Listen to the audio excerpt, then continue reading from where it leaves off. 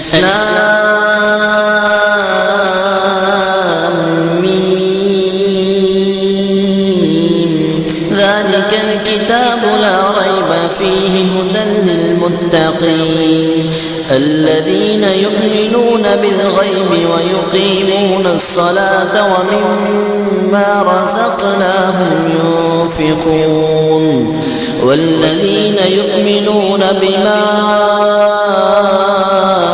أنزل إليك وما أنزل من قبلك وبالآخرة هم يوقنون أولئك على هدى من ربهم وأولئك هم المفلحون